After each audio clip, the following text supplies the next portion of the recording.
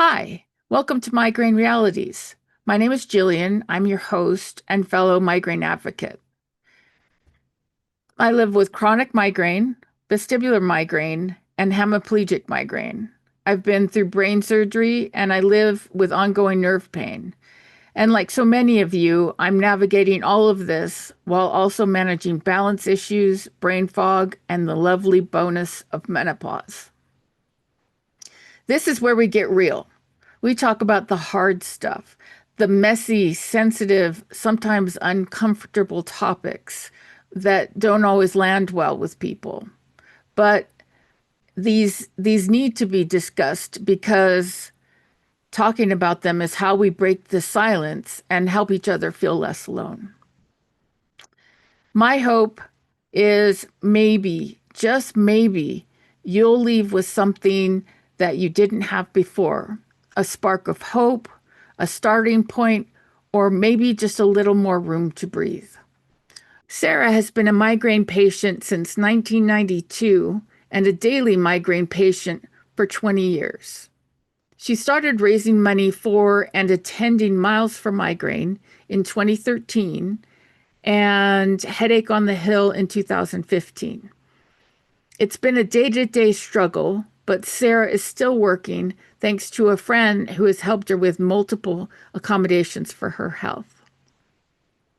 She is the CFO for a small architecture firm in Northern California, where she lives with her wonderful rescue dog, Whiskey. She loves to garden and sew and knit in her spare time. Welcome, Sara. Thanks for joining Migraine Realities. Hi, Jillian. It's so great to see you. It's great to see you too. Why don't you start with maybe a nutshell of what your journey has been? Share that with us. Yeah, so I was about 33 years ago. I think I graduated from college. I was 22 years old. I had a part-time job at a bank while I was in college, which was a great thing to have. And while I was looking for something more permanent, I went back to work at this bank. And I just remember getting like a headache that I had really never experienced before with the light sensitivity and nausea to the point Hmm. where I asked to go home from work, which I never really had done before. Went home and just ended up vomiting and Mm. sitting in a dark room. And I was living with my parents at the time because I had just graduated from college. And I remember my mom just being really concerned and like, this is different. And I had had a lot of health issues growing up, but I was one of the lucky ones. I was diagnosed with migraine very quickly. I had a really wonderful family doctor who Mm. I had seen growing up, and since I was back home, I went to see her. And so she, that sounds like a migraine to me, kind of thing. And she was right. And really stayed episodic, which, as we all know, is, I guess, technically less than 15 days a month, but episodic is kind of what that word means. Sometimes you get migraine, sometimes you don't.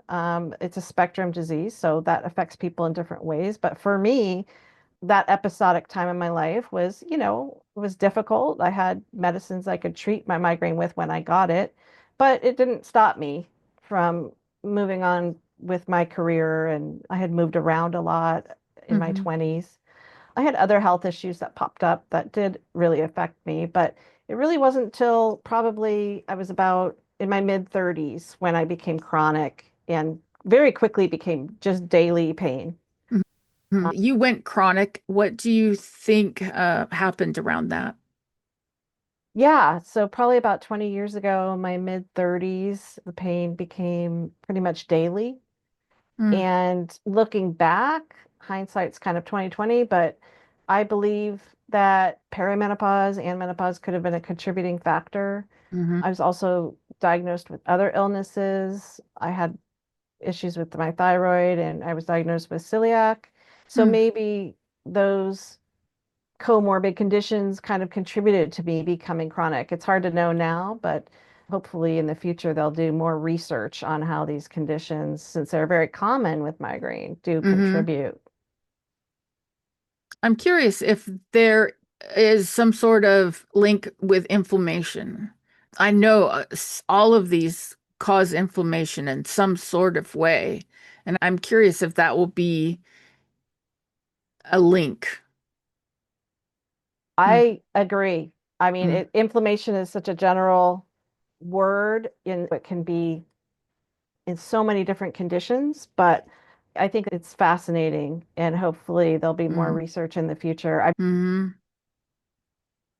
You had talked about some of the treatments that you've had. Do you want to go over which different categories you've experienced? Because I know you have said you have tried 95 different ones.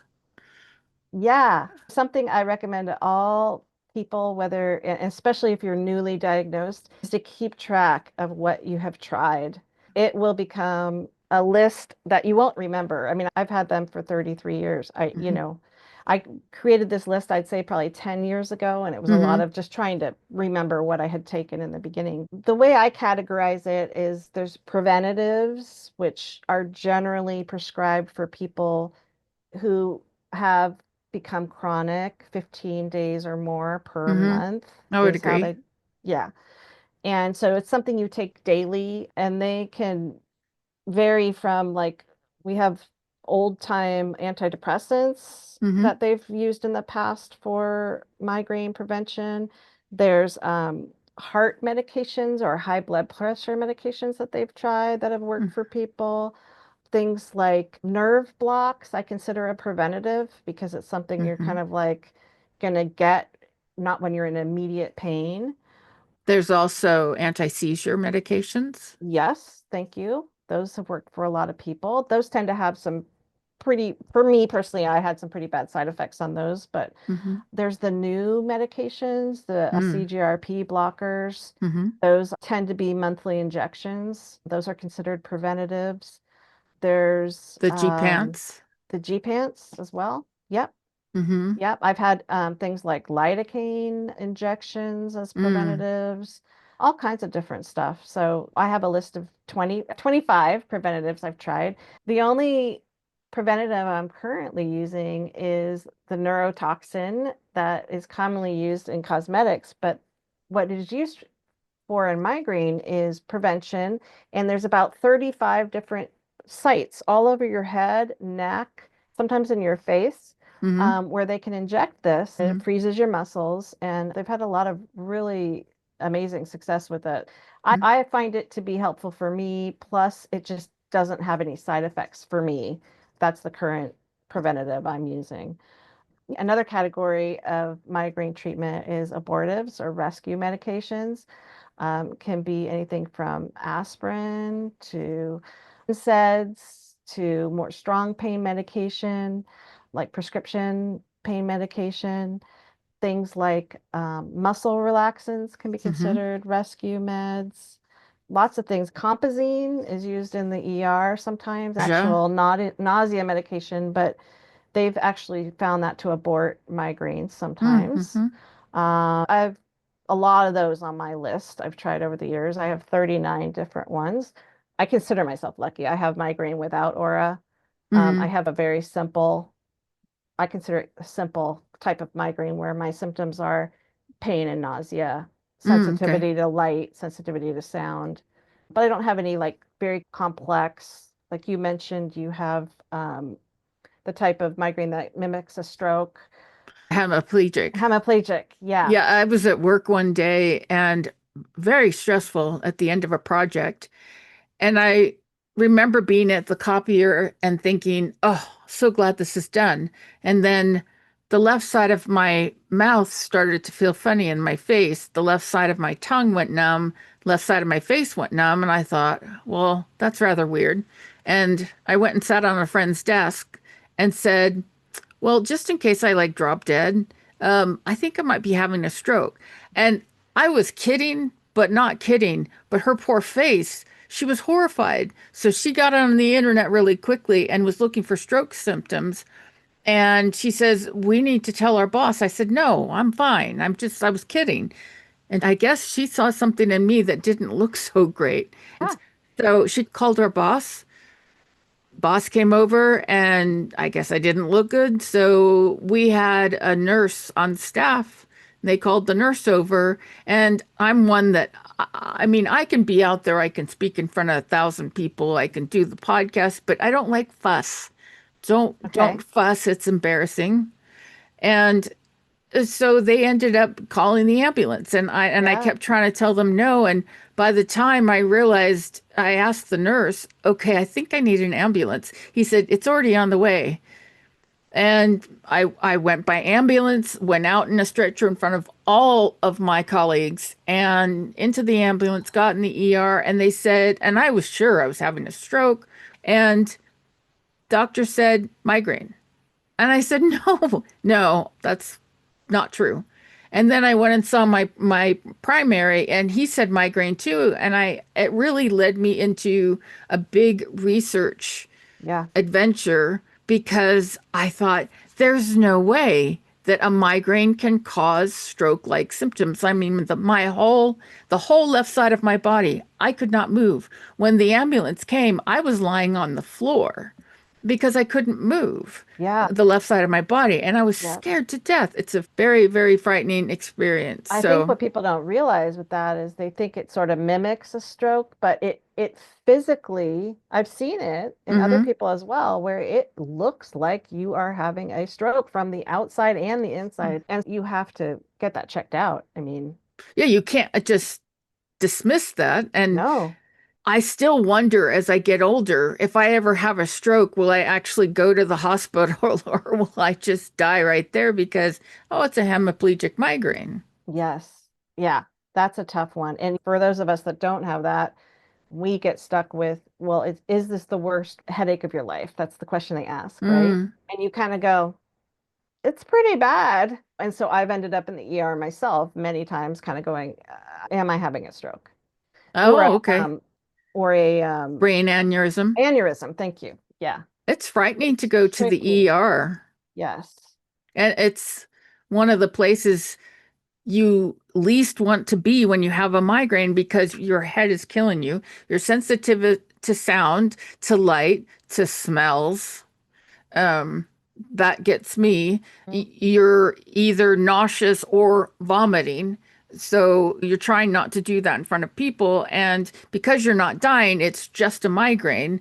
Emergency rooms don't always take us seriously and get us back quickly because they triage life-threatening first. Mm-hmm. So it's tough. So what have been your experiences, good or bad or both, in emergency rooms? So 20 years ago, I switched insurance and started going to an emergency room where they actually kind of pulled me aside and said, you're having a migraine. We understand it's very serious, but if you don't need to be checked out, you can actually get medication in our outpatient clinic. That's great. And I had been to other emergency rooms and Hmm. other insurance situations, Hmm. and I had never been offered that. And since this system is integrated, they were Hmm. integrated with my doctor, who was the best doctor I've ever had, by the way, at the time. Oh, great. And yeah, she was amazing. Walked Oh, me through 10 years of my migraines getting really, really bad. oh gosh. And she said, we can just give you the injections you need here in the clinic. And what you'll do is just call and make an appointment with the nurse for the same day. And it may take us a while to get back to you and get you on the schedule, but it became a system that worked extremely well for, I would say, about 8 years. Unfortunately, when the opioid crisis started or really got into full swing, they stopped having the medicines that, and it wasn't just opioids, let me say. I Hmm. mean, anti-meds, all kinds of stuff, but Anti they what stopped meds? anti-nausea meds. Okay. Hmm. They had all of these in the outpatient clinic, and then they just stopped having that Mm. there. And so then you had to start going to the ER again. I was bummed out about, Hmm. but unfortunately, then they actually blocked all migraine patients from going to the ER at that point. So That's they crazy. closed the option to use the outpatient clinic, and then also closed the ER option.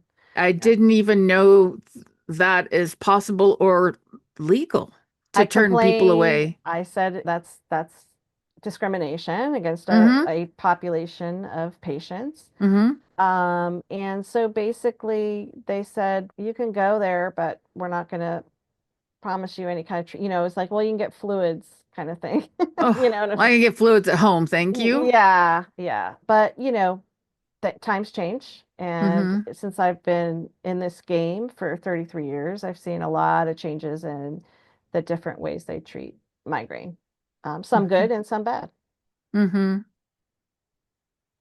Let's talk more about the symptoms that you experienced. There are many symptoms that people can experience. Tell me about yours and kind of what you've heard of out there. Again, I consider myself sort of quote unquote lucky that pain is my main problem. Mm-hmm. But I experience pain mostly. That's like my number one thing. Mm-hmm. And nausea. Mm-hmm. Then I have the typical sensitivity to light, smell, and sound. Mm-hmm. As I've gotten older, I don't know, it seems like I'm just very sensitive to smells. I have to be really careful with the products I buy, Mm-hmm. especially chemical like smells and perfumes, like in laundry detergent. I just can't tolerate it anymore. I'm with you there. Oh, I know a lot of people are the same. I think our brains just start working differently after we've had migraine for a long time, or maybe even for people who haven't had migraine for a long time. I don't know, but I think we're more sensitive to those kinds of things. I think Um, the more we stay away from scents and fragrances, I think the more sensitive I am. So when I do smell them, it's that much stronger because my poor nose is not used to it. I that's wonder if there's truth fascinating. to that. Yeah. Yeah. And as some of us become, myself included, more isolated because of daily Yes. pain and Mm-hmm. other symptoms, yeah, maybe going back out in the public. I mean, I know I have walked by people outdoors on a walk with my dog who walk by me and have so much something on their clothing or perfume, or I don't know if it's their They hair bathed in products. it. I am walking past you for 5 seconds and Yeah, just like instant migraine, you you're know? assaulted. Yeah, it's an assault. It's a olfactory assault. I like that. Yeah, yeah. I mean, Um, we kind of laugh and joke about it, but it's serious. It's horrible. You're is instantly nauseous, instant head pain. It's like a light switch. And you're out Yep. there having fun with your dog, and now you're on this long walk and you have to get back to your car and home without vomiting. Yeah, and I feel like I get that people want to smell nice. Like I love essential oils and I love my Mm-hmm. flowers and things, Mm-hmm. but we've all had these stories. I mean, you're on an airplane and someone puts on perfume and you're just done. Ugh, Or I've been in movie theaters, I've had yes. to leave because Yes. those are very enclosed spaces. Mm-hmm. It's a tough, I mean, you were in the corporate world. I had to have a Mm-hmm. conversation with an employee once who wore a lot of cologne.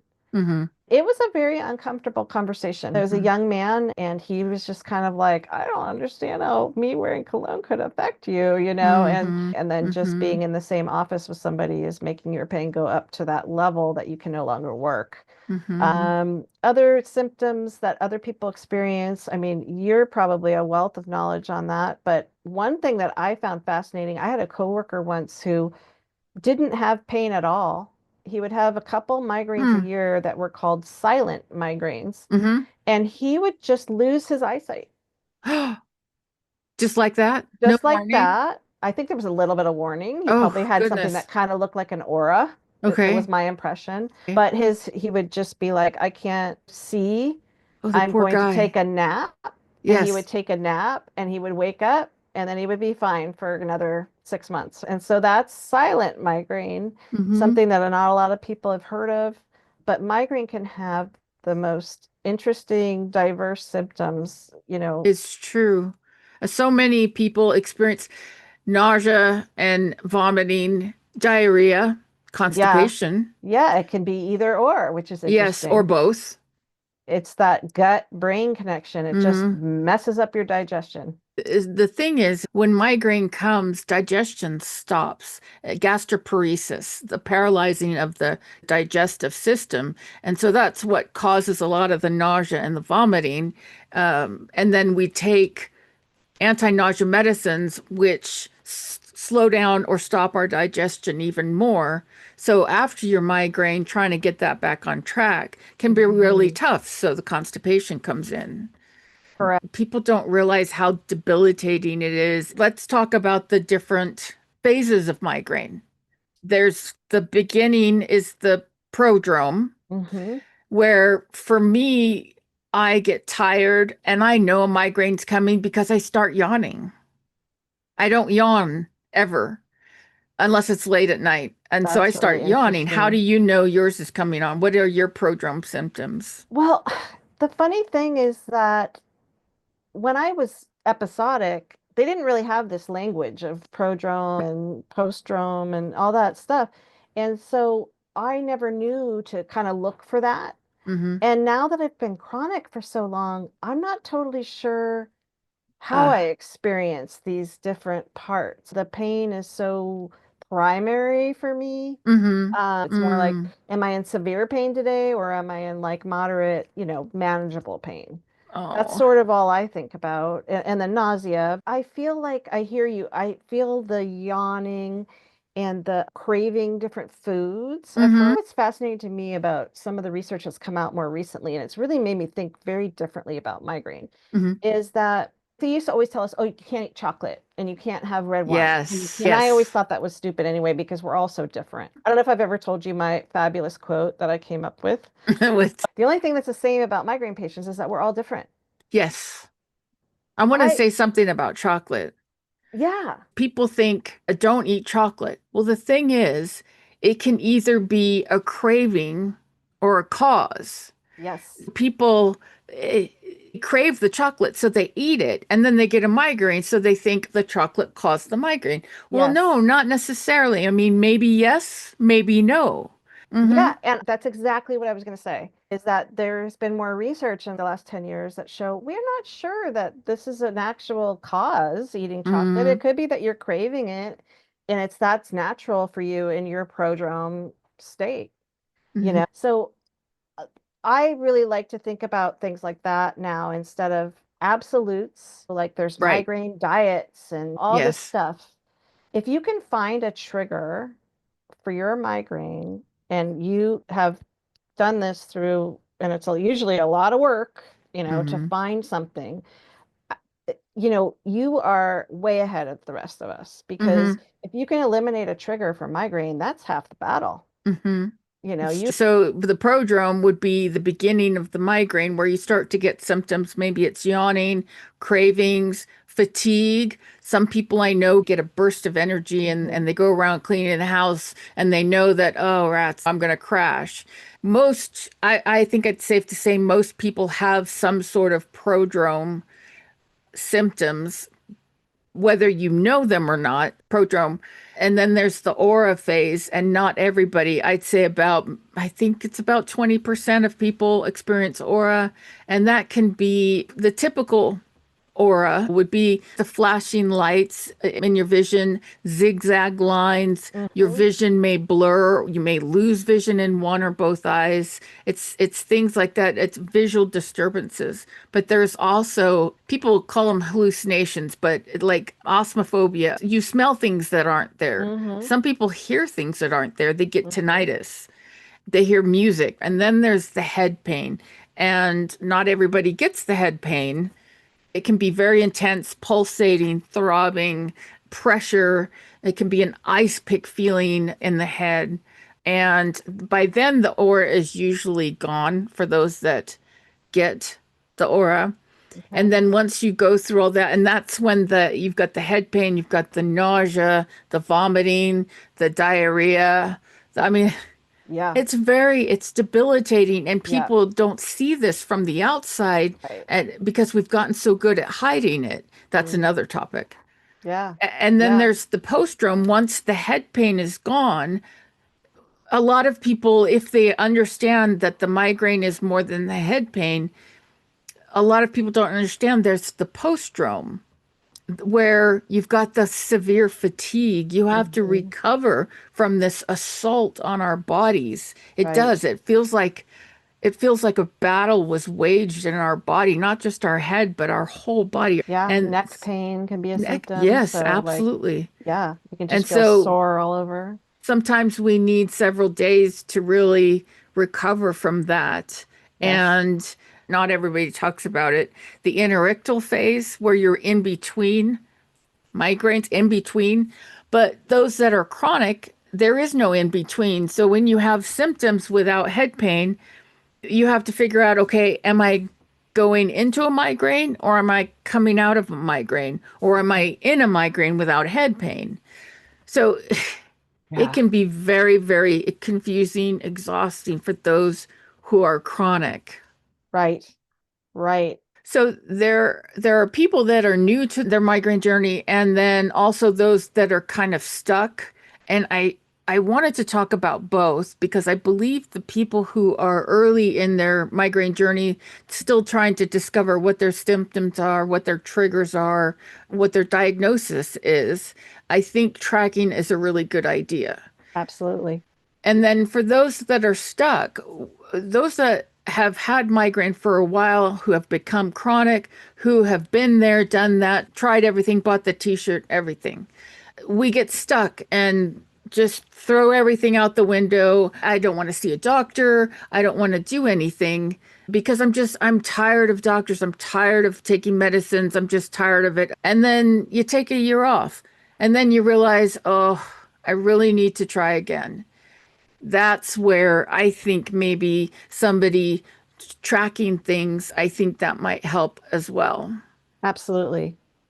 Absolutely. And only for like maybe 2 months or 3 months. It doesn't need to be every single thing, just tracking your sleep, your hydration, how, when you have meals, how, what you eat. Do you snack between meals? Things like that. Mhm. Well, I'm going to wrap this up for the Okay. day. Sarah, I've loved having you on. Thank you so much. Great I conversation. love having conversations with you. It's the best. So much information. I know you're real knowledgeable and you do a lot of research. And so I always like hearing what you've read the latest. Thanks for listening to Migraine Realities today. If this has been hard for you to listen to, you're in a difficult place, be gentle with yourself. And thank you so much for being here and look forward to seeing you again soon. Thanks for having me, Juliana. It was really fun. Thanks. Woo woo! That's a wrap.